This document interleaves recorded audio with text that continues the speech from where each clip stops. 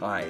Recently, my wife and I were doing a little binge watching on Netflix, and it was in winter, and I was a little cold laying on the couch. She was in the chair next to me, and so she has a weighted blanket that I kind of covet, and I love that blanket, but so does she, and it's her blanket, so she gets to use it first. Well, she wasn't using it, so I just said to her, "Honey, can you give me the blanket?" And she pulled it out from behind her back, not meaning to do anything mean or anything. She just went like this, tossed it to me, and it hit my face. Now, it was a weighted blanket, but it hit my face, knocked my glasses, broke my glasses. I couldn't believe it. And so I had to put on an old pair of glasses that was several years old. And let me tell you, my eyes hurt. It was like, how can I look through these things? The right eye isn't the right thing, and it felt just like my eyes, the muscles in my eyes were just being stretched. Well, I think that's what it means when we've gone through something painful or been stressed or have a lot of issues because of something we've gone through. And then there comes a point where we've kind of done the healing. We've done the crying out to God. We've had other people listen to us. We've processed the pain. And now we're looking at the future. And part of looking at the future is that you and I have to understand that God likes and is in the work of redeeming our pain, even the hard things that we go through. He repurposes it. He can take it and make it into something beautiful. And that's what I call reframing our perspective.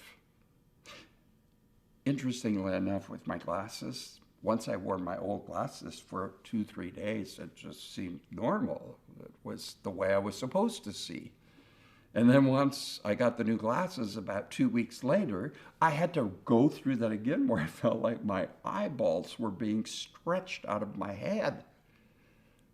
Well, I had a lot of reframing, whole new perspective. See, as you think about the future, we have to think about how God is going to repurpose things. And sometimes we have to reframe our perspective and not really look at how terrible it was, but to a new future, a new day, and here's how wonderful the future can be. Going from here's the pain to here's what God can do with my pain. They say that 10% of life is about what happened, and 90% of life is how we responded to the things that have happened. I think that's probably true, because so much of it has to do with when we respond. If we respond in a negative way to everything, even our future, then it's going to be negative. But if we reframe our focus, if we look through a different frame, then we will see that God can redeem it, that there's good that can happen because of it in our lives. I don't know about you, but I don't like pain. I don't know too many people who do. In fact, I've never met anybody in my adult life that said, "Oh, I like pain." But have you ever thought about this? Pain can actually be a good thing. Interestingly enough, the vast majority of us only change when we have to. A few of us change because of new information and we're able to discipline ourselves. That would not be me. But people usually change because the pain of staying the same is greater than the pain of change. So it goes. So God works with us in our brokenness and He brings about change. So much of life has to do with how we see things. And if we would see our pain from God's perspective, I think we would even get to a point where we would thank Him for the painful things we've come through. I know in my own life, there are horrible things I've had to go through, painful, painful things. Some I've done to myself, some were consequences of other people's behavior, and a lot of it was just called life. And I'm thankful for those things. I kind of find myself being like the little boy who his daddy told him, you know, Johnny, I got a present for you. I got a present for you. It's in the house. And the little boy is so excited. Daddy takes him in the house. He takes him into the dining room. And there in the dining room is just the table and the buffet. And there doesn't seem to be anything in there that looks like a gift for a birthday.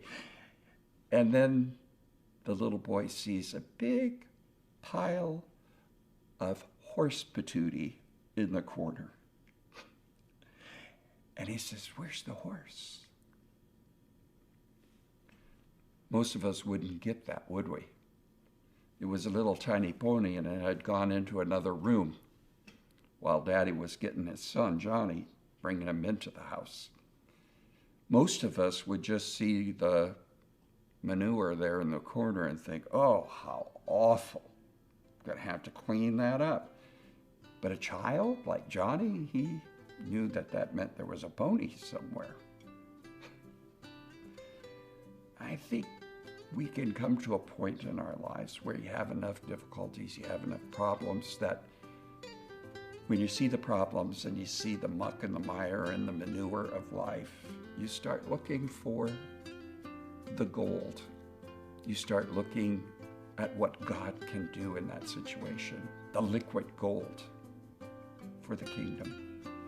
You start realizing that God can take that and make it into something very good, to the point where you actually get to where you thank God that you've had problems.